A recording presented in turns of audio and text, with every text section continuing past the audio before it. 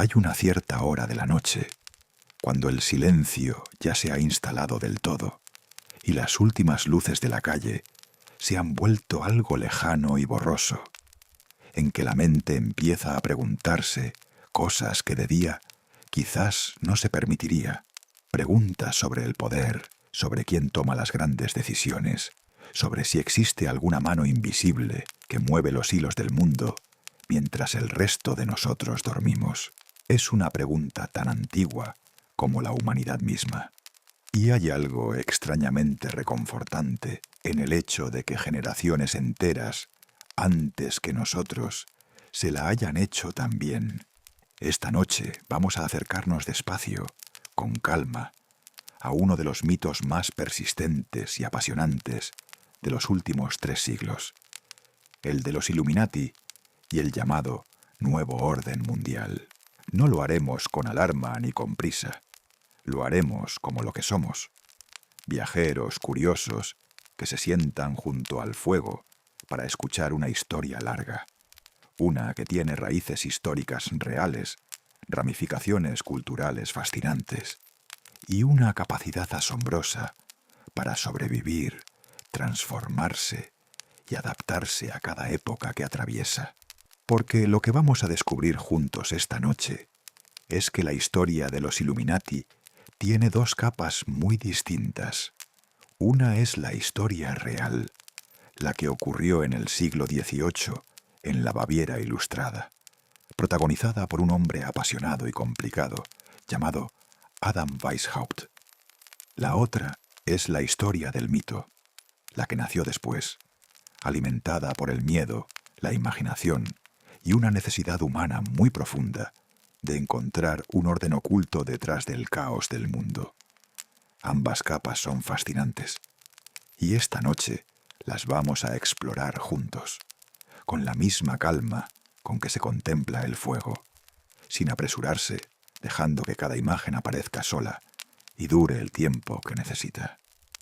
Así que si estás cómodo, si la oscuridad es suave y el silencio te acompaña, empecemos desde el principio. Desde un aula de Derecho en la ciudad de Ingolstadt, en el año 1776. Adam Weishaupt y el nacimiento de los Illuminati bávaros. Para entender qué fueron realmente los Illuminati, hay que entender primero el mundo en que nacieron. Y ese mundo era el de la Ilustración europea, ese movimiento intelectual extraordinario que recorrió el siglo XVIII como una corriente de aire fresco y perturbador al mismo tiempo. La Ilustración proponía algo que a muchos le resultaba escandaloso: que la razón humana, y no la tradición, ni la autoridad eclesiástica, debía ser la guía de la vida pública y privada, que los hombres podían gobernarse a sí mismos, que el conocimiento era un derecho, no un privilegio. En ese contexto intelectual vivo y a veces peligroso, en la ciudad bávara de Ingolstadt, un joven profesor de Derecho canónico, llamado Johann Adam Weishaupt, estaba gestando una idea. Weishaupt había nacido en 1748 en Ingolstadt, en el seno de una familia de tradición judía convertida al catolicismo.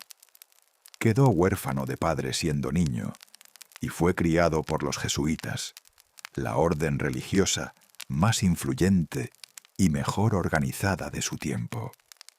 Estudió con ellos, aprendió sus métodos, admiró su estructura disciplinada y terminó rechazando su visión del mundo. Había algo en Weishaupt que no encajaba fácilmente en ningún molde. Era brillante, sí, y también ambicioso. Era un lector voraz de los filósofos ilustrados, de Rousseau y Voltaire, de los enciclopedistas franceses que estaban redibujando el mapa del pensamiento europeo. Y al mismo tiempo, era un hombre que vivía en una de las regiones más conservadoras y controladas por la Iglesia de toda Europa. Baviera, en el siglo XVIII, era un territorio donde la Inquisición todavía tenía presencia real, donde los jesuitas controlaban las universidades y donde expresar ideas ilustradas podía acarrear consecuencias muy serias. Así que Weishaupt decidió hacer algo característico de su época y de su temperamento: crear una sociedad secreta. El 1 de mayo de 1776, en un bosque cercano a Ingolstadt, Weishaupt fundó el Orden de los Perfectibilistas, que pronto cambiaría su nombre al que la historia recuerda: el Orden de los Illuminati de Baviera. Los fundadores iniciales eran apenas 5 personas: Weishaupt y 4 estudiantes de confianza. Un comienzo modesto para una organización que, con el tiempo, se convertiría en el centro de uno de los mitos más duraderos del mundo moderno. Pero antes de hablar del propósito de la orden, vale la pena imaginar el ambiente de aquella pequeña reunión fundacional. 5 hombres reunidos en secreto, conscientes de que lo que estaban haciendo podía costarles sus cátedras, su libertad, quizás algo más.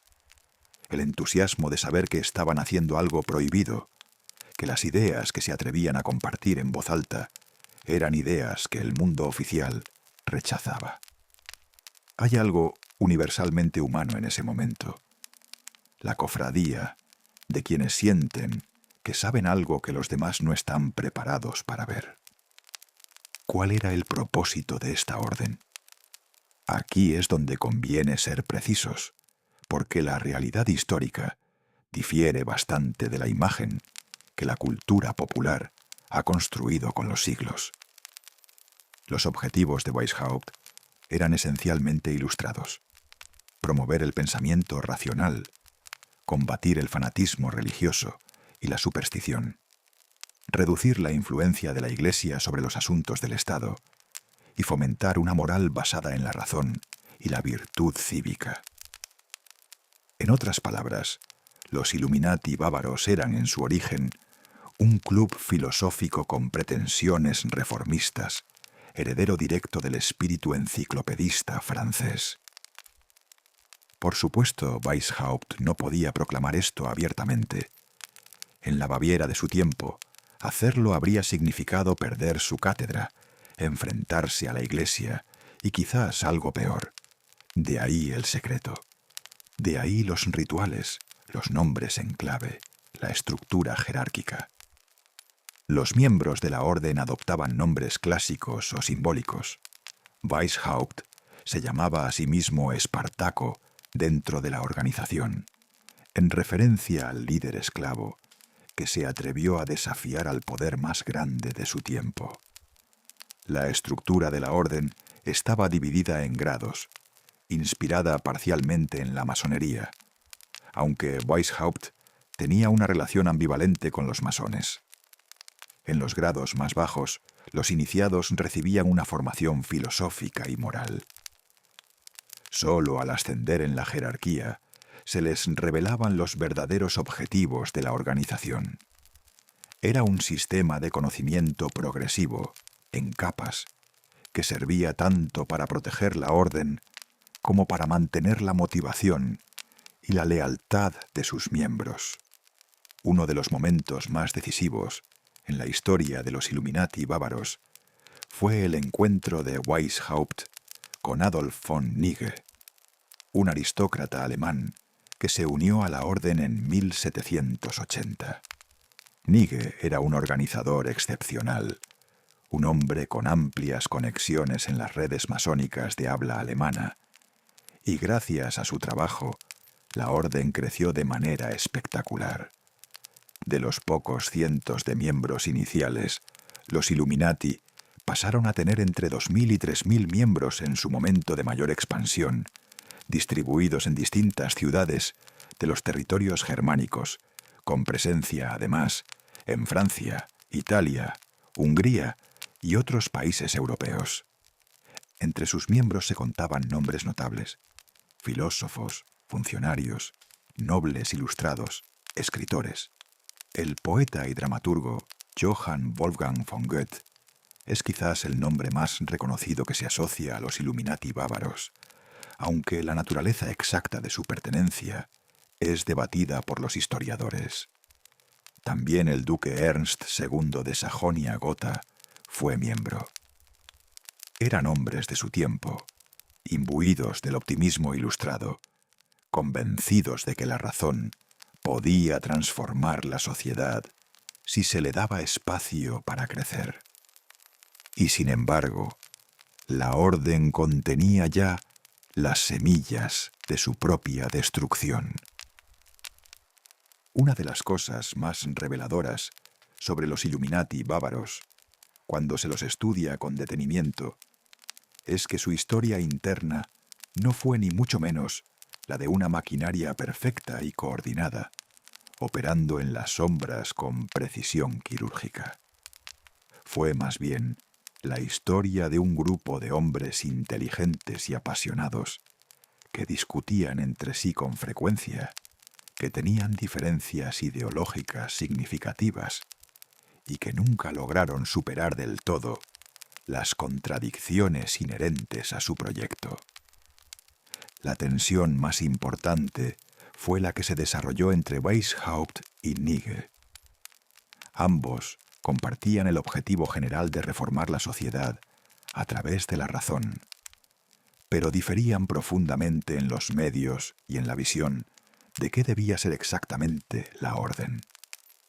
Knigge era más pragmático, más dispuesto a incorporar elementos simbólicos y rituales tomados de la masonería para hacer la organización más atractiva a nuevos miembros.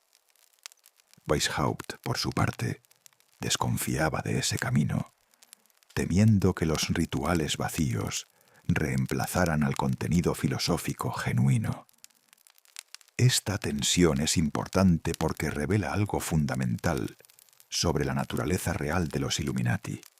Eran humanos, demasiado humanos. No una organización monolítica y sin fisuras, sino un proyecto vivo y contradictorio, lleno de personalidades fuertes y egos en conflicto.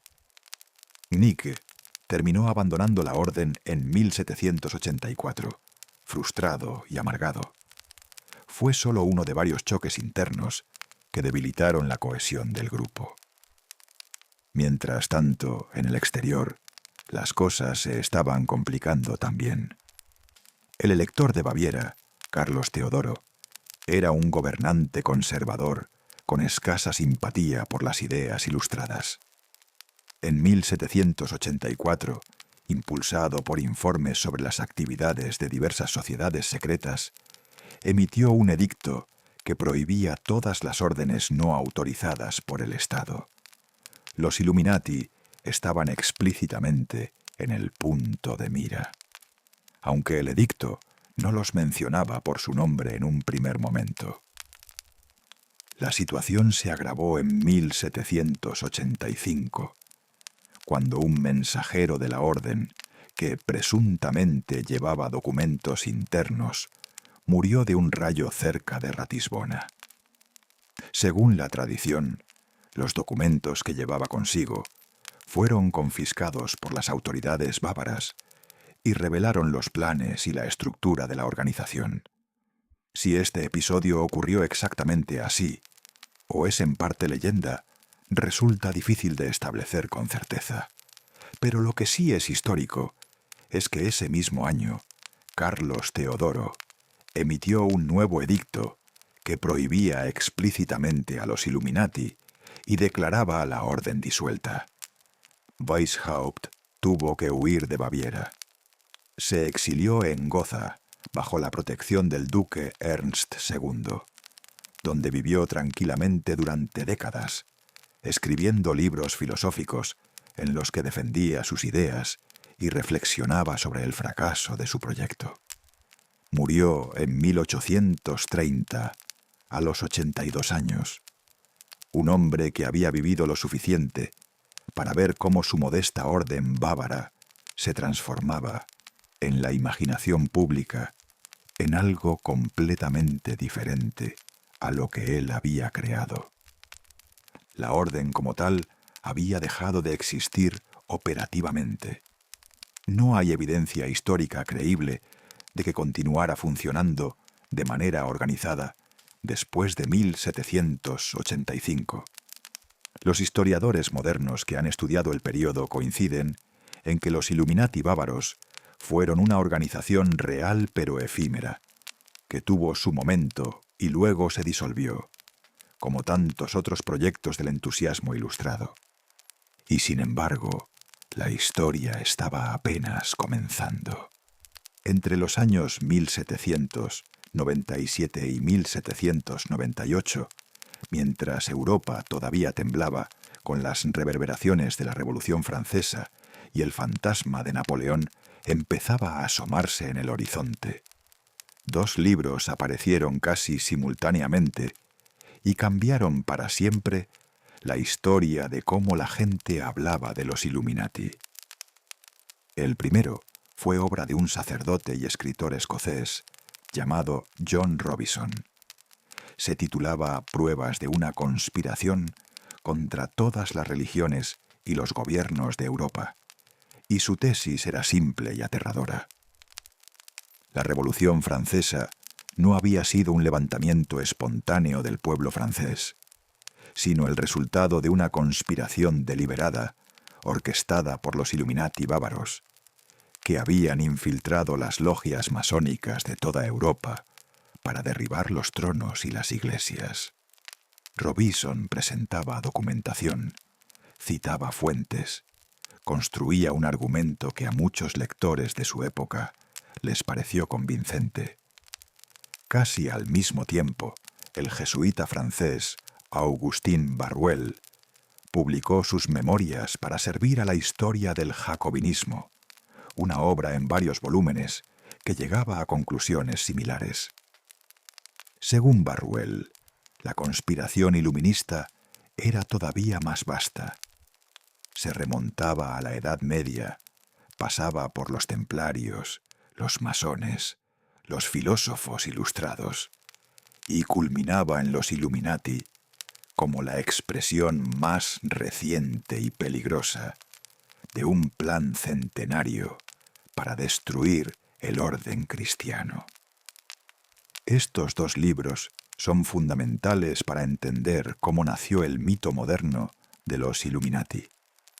Tanto Robison como Barruel eran escritores conservadores que procesaban el trauma de la Revolución Francesa, buscando una explicación que hiciera sentido de algo que parecía incomprensible. ¿Cómo podía el orden establecido derrumbarse tan rápida y violentamente? La respuesta de la conspiración era reconfortante a su manera. Si había una organización maligna detrás de todo, entonces el caos no era realmente caos, sino el resultado de una voluntad organizada. Y si era una voluntad organizada, quizás podía ser identificada, combatida, derrotada. Es importante señalar que los historiadores modernos han estudiado extensamente las afirmaciones de Robison y Barruel y las han encontrado, en su mayor parte, históricamente insostenibles. La relación entre los Illuminati bávaros y la Revolución Francesa es, en el mejor de los casos, periférica. Weishaupt y su orden se habían disuelto años antes de 1789. Si hubo alguna influencia, fue ideológica y difusa, no conspirativa y coordinada. Pero eso no importó demasiado a sus lectores contemporáneos, ni, desde luego, a la larga cadena de escritores que vinieron después y tomaron el relevo de la teoría. El mito de los Illuminati había nacido, y una vez que nació, demostró ser extraordinariamente resistente. Las ideas de Robison y Barruel cruzaron el Atlántico y llegaron a los Estados Unidos, donde también encontraron un terreno fértil. El reverendo Jedidiah Morse, padre del inventor del telégrafo Samuel Morse, pronunció en 1798 sermones en los que advertía a sus feligreses de la conspiración iluminista que amenazaba con destruir la joven República Americana. La paranoia era comprensible en parte. Los Estados Unidos eran una nación nueva, frágil, con instituciones todavía no consolidadas, rodeada por poderes coloniales europeos que no veían con buenos ojos la experiencia democrática americana. En ese clima de incertidumbre, la idea de que había fuerzas ocultas intentando destruirla desde adentro tenía un poder emocional enorme. Lo que resulta significativo desde una perspectiva histórica más amplia es que el mito iluminista apareció en un momento de transformación radical. La Revolución Francesa había cambiado el mapa político y cultural de Europa, de maneras que muchos contemporáneos encontraban incomprensibles y aterradoras. La teoría conspirativa ofrecía una explicación que hacía tolerable el miedo. Si había un plan, si había culpables identificables, entonces quizás el orden podía restaurarse. Era, en cierto modo, una respuesta muy humana al vértigo del cambio histórico acelerado. Y es precisamente por eso que el mito resurgió con tanta fuerza en los momentos posteriores de transformación y crisis. Después de la Primera Guerra Mundial, después de la Segunda, durante la Guerra Fría y de nuevo en las últimas décadas con la globalización y la revolución digital. Cada gran cambio genera su cuota de incertidumbre y miedo, y con ellos la tentación de encontrar en alguna sombra organizada la causa de todo lo que asusta. Una parte esencial de la mitología que rodea a los Illuminati es la de los símbolos. Hay ciertos emblemas que en la imaginación popular se asocian inevitablemente con esta organización. El ojo que todo lo ve, la pirámide, el triángulo, ciertos números y determinadas configuraciones geométricas. Vale la pena detenerse un momento y examinar el origen real de estos símbolos, porque resulta bastante diferente de lo que la narrativa conspirativa sugiere. El símbolo más famoso es, sin duda, el ojo que todo lo ve dentro de un triángulo o en la cima de una pirámide truncada. En la cultura popular contemporánea, este símbolo está irremediablemente vinculado a los Illuminati. Sin embargo, su origen es completamente ajeno a esa organización. El ojo que todo lo ve es un símbolo religioso de antiquísima tradición, presente en el arte cristiano desde la Edad Media como representación de la omnisciencia divina. En el siglo XVIII fue adoptado por los masones como parte de su iconografía simbólica, donde representa el gran arquitecto del universo, la concepción deísta de una inteligencia ordenadora.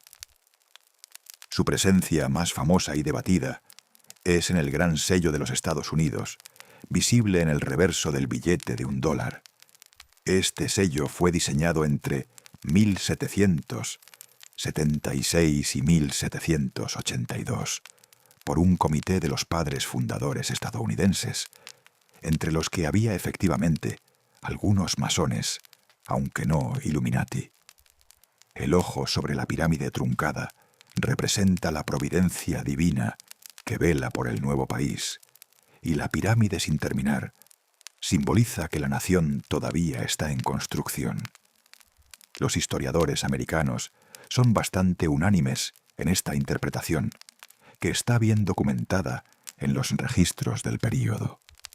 La pirámide misma es un símbolo de poder y permanencia que se remonta a las civilizaciones del antiguo Egipto y fue adoptada por incontables tradiciones simbólicas a lo largo de los siglos. No tiene ninguna conexión específica con los Illuminati bávaros, que en realidad utilizaban una iconografía bastante diferente. La lechuza de Atenea, símbolo de la sabiduría, aparecía en sus documentos internos. La pirámide entró en la iconografía iluminista, principalmente a través de la cultura popular del siglo XX. El triángulo como símbolo tiene una historia todavía más amplia. Aparece en la geometría sagrada de las tradiciones pitagóricas, en la iconografía cristiana trinitaria, en la simbología masónica, en las tradiciones esotéricas de múltiples culturas. Que se lo haya convertido en señal inequívoca de pertenencia a los Illuminati es una operación puramente cultural moderna, sin base histórica real. Lo fascinante de este proceso es lo que revela sobre cómo funcionan los mitos. Los símbolos son, por naturaleza, polisémicos. Pueden tener muchos significados distintos según el contexto en que aparezcan. Cuando una narrativa conspirativa se apropia de un símbolo, lo vuelve monovalente.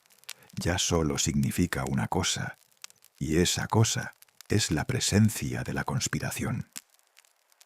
Cada ojo que aparece en una obra de arte, cada pirámide en un logotipo, cada triángulo en una arquitectura, se convierte en prueba de la omnipresencia de la organización. Es un mecanismo cognitivo fascinante, aunque históricamente poco riguroso. La expresión Nuevo Orden Mundial tiene una historia propia, larga y compleja, que es independiente de los Illuminati, aunque ha terminado entrelazándose con su mito. Comprender el origen real de este término ayuda a ver con más claridad cómo las palabras viajan a través del tiempo, cambiando de significado. La primera vez que la expresión aparece en un contexto político moderno reconocible es en los escritos del novelista y futurista británico H. G. Wells. En 1940, en plena Segunda Guerra Mundial, Wells publicó un libro titulado The New World Order, en el que abogaba por la creación de un gobierno mundial que pudiera poner fin a los conflictos nacionales y garantizar la paz y el bienestar universal. Para Wells, el nuevo orden mundial era una utopía deseable, no una conspiración siniestra. Era el sueño liberal internacionalista de una humanidad unificada por la razón y la justicia. Este uso utópico del término continuó durante décadas. Después de la Segunda Guerra Mundial, cuando se fundaron las Naciones Unidas y otras instituciones internacionales, el lenguaje del orden mundial, nuevo o renovado, apareció con frecuencia en los discursos de los arquitectos del sistema internacional de posguerra. Era el vocabulario del internacionalismo liberal, no de ninguna conspiración. El momento que probablemente hizo más para dar al término su resonancia conspirativa moderna fue un discurso del presidente estadounidense George H.W. Bush, pronunciado el 11 de septiembre de 1990, exactamente 11 años antes de los atentados de 2001, algo que los conspiracionistas señalan con frecuencia. En ese discurso ante el Congreso, Bush habló de la posibilidad de un nuevo orden mundial después del fin de la Guerra Fría, una era de naciones más libres en la que un orden más pacífico, más próspero y más seguro pudiera florecer. Era un lenguaje claramente optimista, propio del momento histórico. El muro de Berlín acababa de caer, la Unión Soviética estaba derrumbándose, y había un genuino sentimiento de que el mundo estaba al borde de una nueva era. Pero ese discurso y la repetición del término en declaraciones posteriores de Bush fue recogido por los entornos conspiracionistas como confirmación de sus teorías. Si el presidente de los Estados Unidos hablaba abiertamente de un nuevo orden mundial, ¿no estaba admitiendo en realidad la existencia del plan que los Illuminati llevaban siglos ejecutando? Esta lectura, que requiere interpretar las palabras fuera de su contexto histórico, se convirtió, sin embargo, en uno de los pilares del conspiracionismo moderno. Hay que mencionar también el Foro Económico Mundial, la Comisión Trilateral, el Grupo Bilderberg y otras organizaciones internacionales que se convierten regularmente en objeto de teorías conspirativas. Estas organizaciones existen y son reales. Son foros de discusión donde élites políticas, empresariales y financieras se reúnen para intercambiar ideas y coordinar posiciones. Sus reuniones son en general privadas o semiprivadas, lo que naturalmente genera curiosidad e inquietud en quienes creen que lo que se decide en esas salas afecta a sus vidas sin que tengan ningún poder de incidencia. El salto cognitivo que la teoría conspirativa da es convertir esas reuniones privadas en prueba de una coordinación oculta para el dominio total del mundo. El Grupo Bilderberg, para dar un ejemplo concreto, fue fundado en 1954 por el político holandés Joseph Rettinger y el príncipe Bernardo de los Países Bajos, con el objetivo de fortalecer las relaciones transatlánticas en el contexto de la Guerra Fría. Sus reuniones anuales reúnen a líderes políticos, empresariales y académicos de Europa y América del Norte, en un ambiente donde las conversaciones no se atribuyen públicamente a quienes las pronuncian, lo que permite, según sus organizadores, un intercambio de ideas más libre y franco. Esta confidencialidad, comprensible desde ciertos puntos de vista, es también el elemento que más alimenta las sospechas sobre lo que realmente se discute y decide en esas reuniones. Lo que los investigadores periodísticos y académicos que han estudiado el Bilderberg de manera seria han encontrado es, en general, algo bastante más prosaico que una conspiración para el dominio mundial. Conversaciones sobre política económica, relaciones internacionales, tendencias tecnológicas. Los asistentes tienen intereses y puntos de vista propios que no siempre coinciden. Llegar a decisiones en un grupo tan heterogéneo sería difícil incluso si eso fuera su objetivo declarado.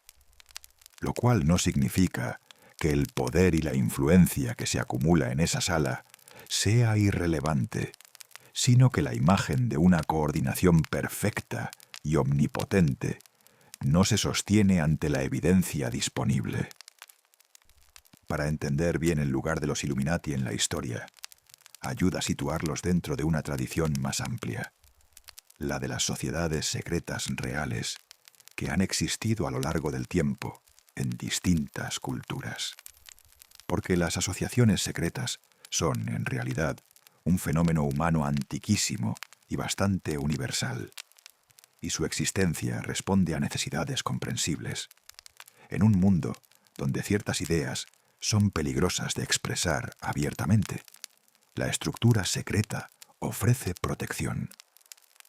En un mundo donde el acceso al poder y al conocimiento es desigual, las redes privadas ofrecen ventajas. En un mundo donde la identidad comunitaria busca formas de expresarse, los rituales compartidos crean cohesión. Los pitagóricos de la antigua Grecia formaban una de las primeras comunidades intelectuales con características de sociedad secreta conocidas en la historia occidental. Seguían a las enseñanzas del matemático y filósofo Pitágoras, que murió hacia el año 495 a.C., y guardaban sus conocimientos matemáticos y filosóficos con celo, reservándolos para los iniciados que habían pasado por un proceso de formación gradual. Se dice que los pitagóricos tenían normas de vida muy estrictas, incluyendo prohibiciones alimentarias como no comer habas, y que mantenían sus descubrimientos matemáticos en secreto. Cuando uno de sus miembros reveló al mundo exterior la existencia de los números irracionales, la tradición cuenta que fue arrojado al mar, aunque es difícil separar la historia de la leyenda en este relato. Los templarios son quizás la sociedad secreta más famosa de la historia medieval, aunque llamarlos sociedad secreta requiere matizaciones. La Orden del Temple fue fundada en 1119 en Jerusalén, después de la Primera Cruzada, como una orden de caballeros religiosos cuya misión inicial era proteger a los peregrinos que viajaban a Tierra Santa. Pero con el tiempo se convirtieron en algo mucho más complejo. Una organización militarmente poderosa, económicamente influyente, con posesiones en toda Europa y una estructura interna que generaba tanto admiración como sospecha. En 1307, el rey Felipe IV de Francia, profundamente endeudado con la orden, ordenó el arresto masivo de todos los templarios en su territorio. Las acusaciones fueron de herejía, sodomía y prácticas rituales sacrílegas, entre ellas la famosa acusación de escupir sobre la cruz en sus ceremonias de iniciación. Muchos templarios confesaron bajo tortura. El gran maestre Jacques de Molay fue quemado en la hoguera en 1314, frente a la Catedral de Notre-Dame de París, proclamando, según la tradición, la inocencia de la orden hasta el final. La disolución violenta de los templarios dejó una pregunta que no ha encontrado respuesta definitiva. ¿Qué fue del tesoro de la orden? Y también sembró una semilla de misterio que durante siglos alimentó especulaciones sobre si los templarios continuaron existiendo de alguna forma en la clandestinidad. Estas especulaciones forman parte del sustrato cultural sobre el que se construyeron posteriormente muchas de las leyendas que rodean a los Illuminati y el nuevo orden mundial. Pero los templarios no son la única sociedad medieval que alimentó el imaginario conspirativo. Los Rosacruces merecen también una mención especial.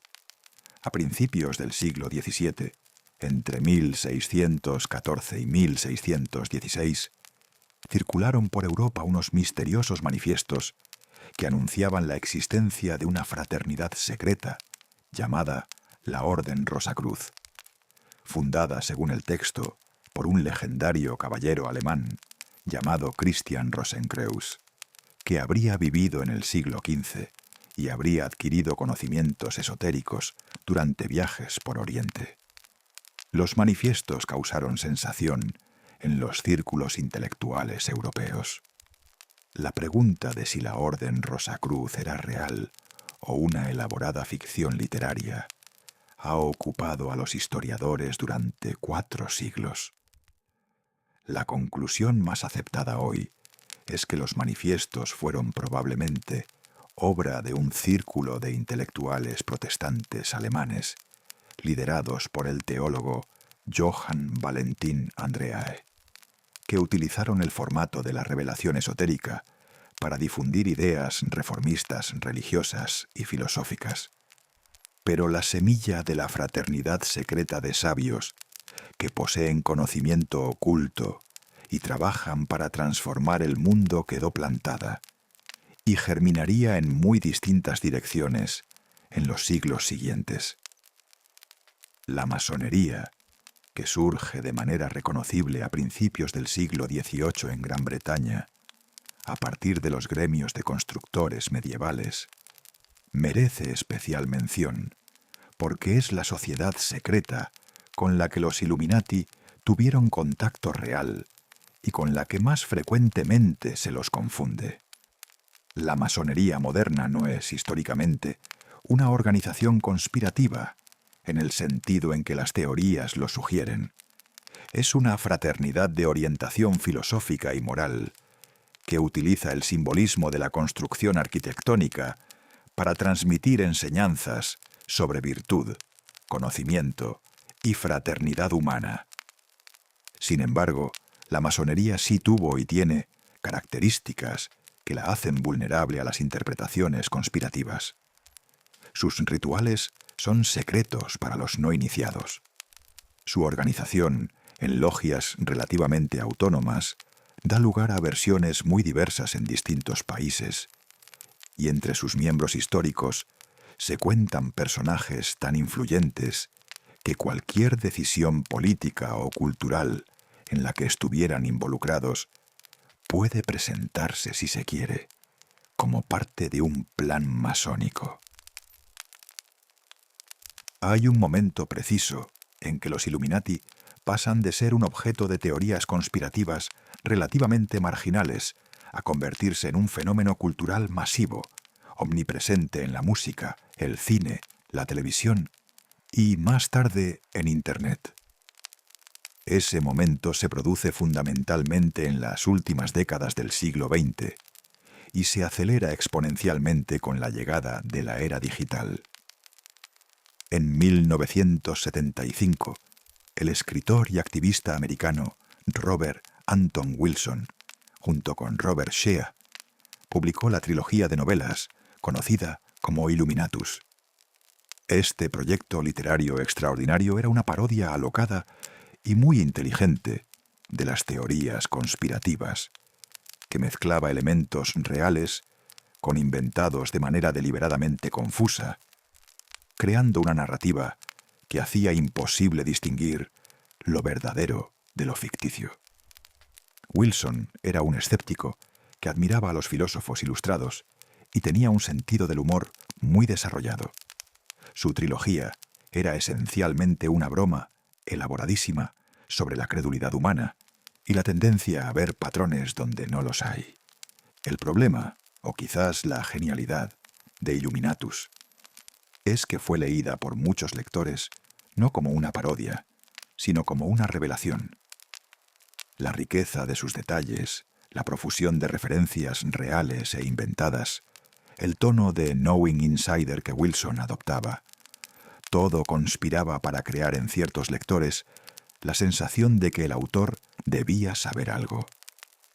Las ideas de la novela, aunque nacidas del humor y el escepticismo, salieron de sus páginas y comenzaron a circular como si fueran verdades reveladas.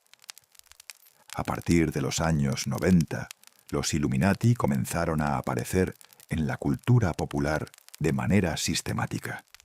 Películas, series de televisión, videojuegos, cómics, todos encontraron en la iconografía iluminista un recurso narrativo fascinante. Y con razón, hay algo genuinamente dramático en la idea de una sociedad secreta que opera en la sombra y tira de los hilos del mundo.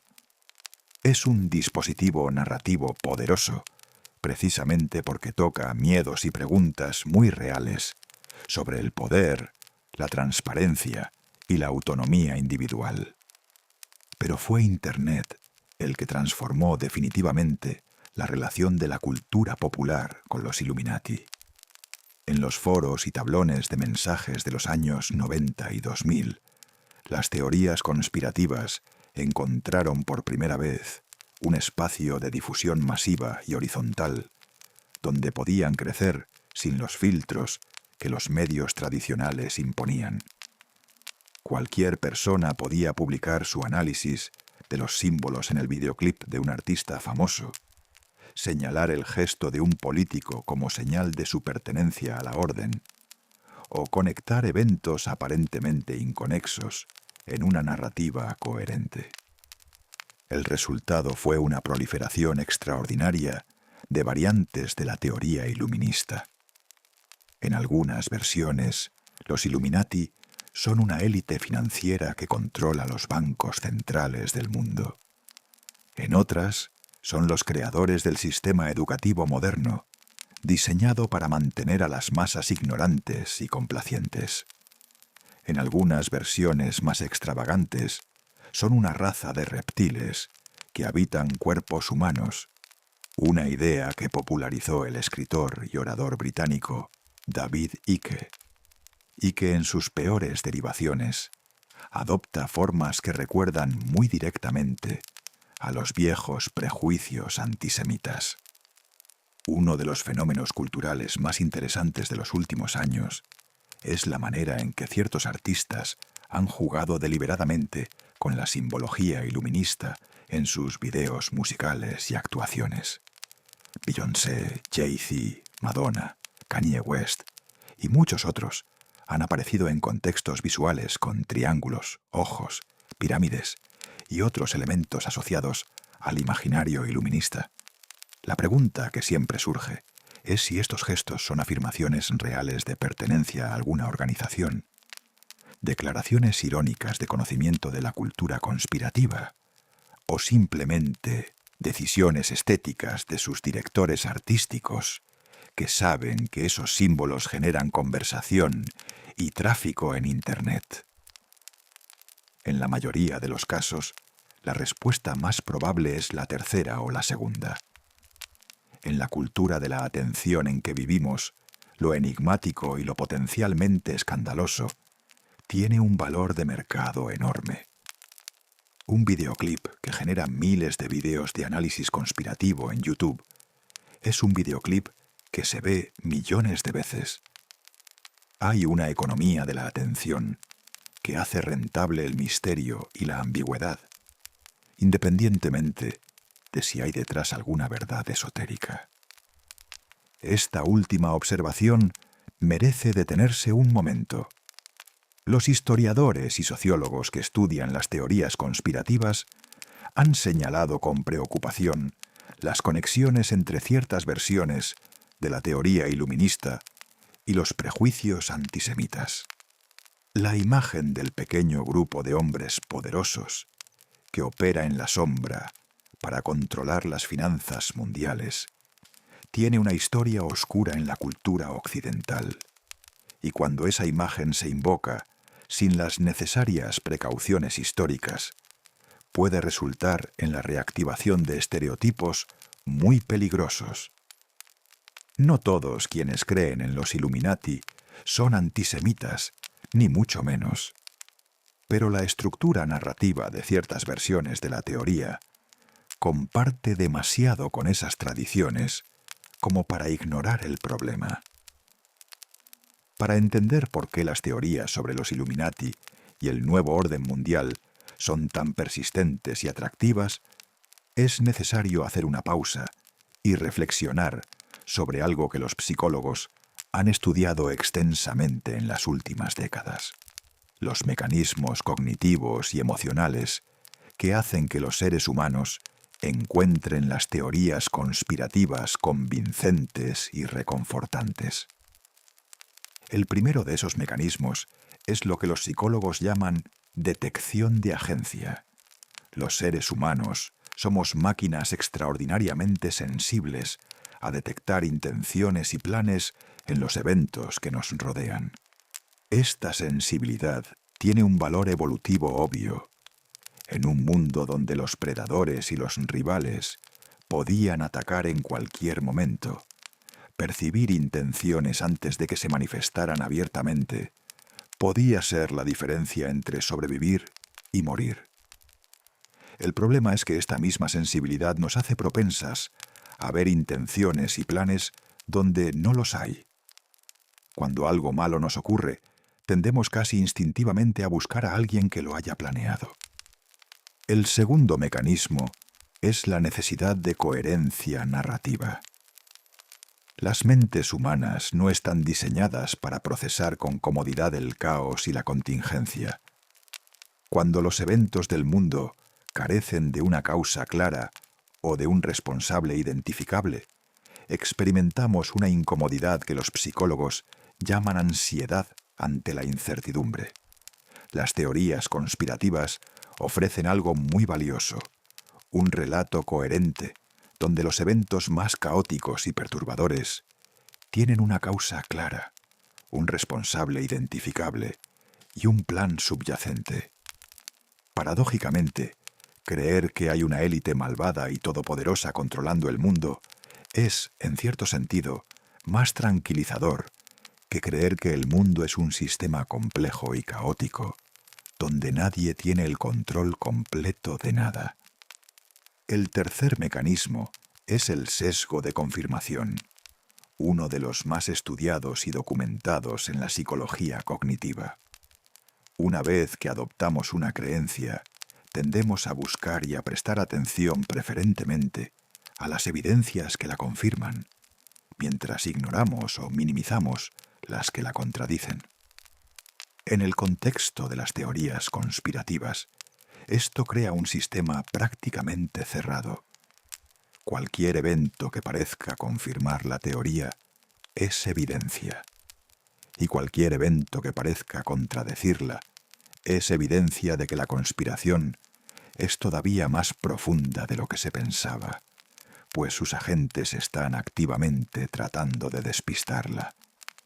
Hay también factores sociales y políticos que favorecen la adopción de teorías conspirativas. Las investigaciones muestran que las personas que sienten que tienen poco control sobre su entorno, que se sienten marginadas por las instituciones establecidas, o que han experimentado situaciones de injusticia real, son más propensas a adoptar explicaciones conspirativas. Esto no significa que las teorías conspirativas sean exclusivas de los grupos marginados, ni tampoco que quienes las adoptan estén equivocados en su percepción de la injusticia.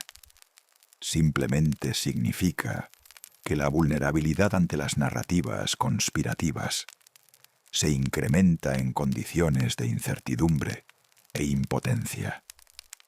Un aspecto importante de la psicología del conspiracionismo es lo que podría llamarse el placer del conocimiento esotérico. Saber algo que la mayoría no sabe. Pertenecer al grupo de quienes han visto más allá de las apariencias, tener la capacidad de leer entre líneas y descifrar los mensajes ocultos que la élite deja inadvertidamente. Todo esto tiene un atractivo emocional real. El conocimiento conspirativo confiere una especie de identidad, la del despierto, el que no se deja engañar, el que ve la realidad detrás del teatro. En un mundo donde mucha gente se siente invisible e irrelevante, esa identidad puede ser extraordinariamente atractiva. El sociólogo estadounidense Mikhail Barkun ha estudiado extensamente las culturas conspirativas y ha propuesto que una de sus características centrales es lo que llama la lógica del todo tiene sentido. En el marco de una teoría conspirativa suficientemente desarrollada, no hay evento, por pequeño o aparentemente trivial que sea, que no pueda integrarse en el relato como confirmación de la teoría. La muerte accidental de un periodista puede ser un asesinato encubierto. El retraso de un vuelo puede ser parte de un plan. El diseño de un billete puede esconder mensajes codificados.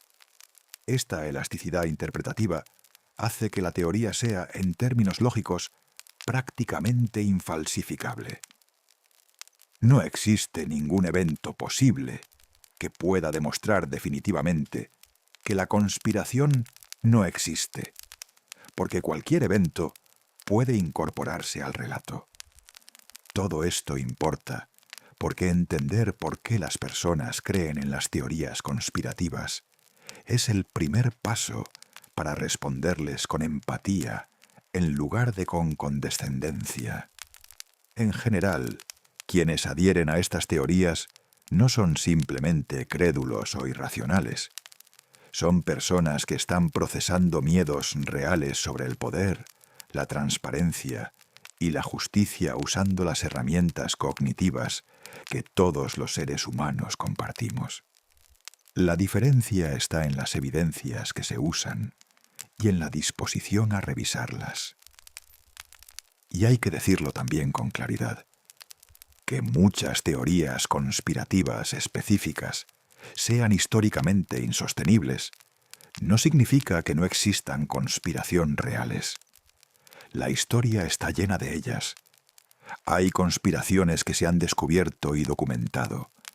El encubrimiento de los peligros del tabaco por las tabacaleras durante décadas, las operaciones secretas de servicios de inteligencia, las colusiones entre empresas para fijar precios, los abusos de poder encubiertos por instituciones que deberían proteger a los ciudadanos. La diferencia entre una conspiración real y una teoría conspirativa infundada no está en si hay secretos en el mundo, sino en la evidencia que se puede ofrecer para sostener la afirmación específica. Y así llegamos, lentamente, al final de este largo recorrido. Empezamos en un bosque cerca de Ingolstadt, con 5 hombres que fundaban una sociedad secreta, movidos por el sueño ilustrado de un mundo más racional y justo. Pasamos por las bibliotecas de los conspiracionistas del siglo XVIII, por los símbolos que migraron de una tradición a otra, por los discursos políticos que fueron reinterpretados, por los foros de Internet donde las teorías se multiplicaron como reflejos en un espejo infinito. ¿Qué queda de todo esto cuando se posa la mirada con calma? Queda, en primer lugar, la historia real de Adam Weishaupt y sus Illuminati bávaros. Una historia de idealismo ilustrado, de estrategia organizativa, de conflictos internos y de una disolución relativamente rápida. Una historia interesante en sí misma, que no necesita ser inflada con conspiraciones universales para merecer nuestra atención. Queda también la historia del mito, una historia igualmente fascinante sobre cómo los seres humanos procesan el miedo, el cambio y la incertidumbre, sobre cómo las narrativas viajan y mutan, sobre cómo un pequeño grupo de filósofos bávaros del siglo XVIII se convirtió en el centro de una mitología global que abarca siglos y culturas. Hay algo casi poético en esa transformación. Y queda, quizás lo más importante, la pregunta que subyace a toda teoría conspirativa y que merece ser tomada en serio, aunque la respuesta conspirativa específica no lo sea. ¿Quién tiene el poder? ¿Cómo se toman las grandes decisiones? ¿Qué sabemos de lo que se decide en las salas a las que no tenemos acceso? Estas preguntas son legítimas. Merecen respuestas honestas y el esfuerzo del pensamiento crítico. Lo que la historia de los Illuminati nos enseña, con toda su riqueza y toda su complejidad, es que la verdad rara vez se parece a las versiones más simples y dramáticas que tendemos a preferir. El poder en el mundo real no está concentrado en una organización secreta que tira de todos los hilos con perfecta coordinación. Está distribuido, fragmentado, a veces organizado y otras veces caótico, siempre disputado. Eso puede ser más difícil de aceptar que la imagen de una élite omnipotente, pero es también más verdadero. Y hay algo extrañamente liberador en esa verdad. Si no hay un plan perfecto que controla todo, entonces el mundo es más abierto, más contingente, más moldeable de lo que la narrativa conspirativa sugiere. Las cosas pueden cambiar. Las personas pueden hacer diferencia. El futuro no está escrito en las actas secretas de ninguna sociedad oculta. Hay una tradición antigua, en muchas culturas, de reunirse al final del día para contar historias. Es algo que los seres humanos han hecho desde antes de que hubiera escritura, desde que la única fuente de luz en la oscuridad era el fuego. Las historias que contaban no eran siempre alegres. Las había también oscuras, llenas de monstruos y traiciones y poderes que amenazaban el orden del mundo. Pero el acto de contarlas juntos, de nombrar el miedo y darle forma, tenía algo de conjuro, como si poner palabras a la oscuridad fuera una manera de hacerla menos infinita, menos amenazante. Quizás eso es lo que las teorías sobre los Illuminati han sido siempre, en parte, una forma de nombrar la oscuridad, de darle forma a la angustia ante el poder que no vemos y las decisiones que no comprendemos. Una historia que, como todas las historias humanas, revela mucho sobre quienes la cuentan y el tiempo en que la cuentan. Esta noche hemos viajado juntos por una historia larga y entrelazada. Hemos conocido a un profesor bávaro que soñaba con reformar el mundo en secreto. Hemos visto cómo ese sueño fue disuelto por los reyes y luego resucitado por los miedos de una época convulsa. Hemos visto cómo los símbolos migran y cambian de significado. Hemos entendido un poco más sobre por qué los seres humanos necesitamos narrativas que pongan orden en el caos. Y ahora la noche es más tarde todavía, y la historia ha llegado a ese punto en que el fuego se reduce a brasas y el silencio es suave y completo. No hay manos invisibles que muevan los hilos de esta noche. Solo el descanso que llega despacio, como siempre llega cuando le dejamos espacio. Si hay más historias que te gustaría escuchar, estarán aquí esperando. Historias de otros misterios, otras épocas, otros hombres y mujeres que buscaron en la oscuridad o que construyeron algo que durara. Por ahora, deja que el peso del día se disuelva, que los pensamientos se vuelvan más lentos y borrosos, como el humo que asciende en la quietud de la noche.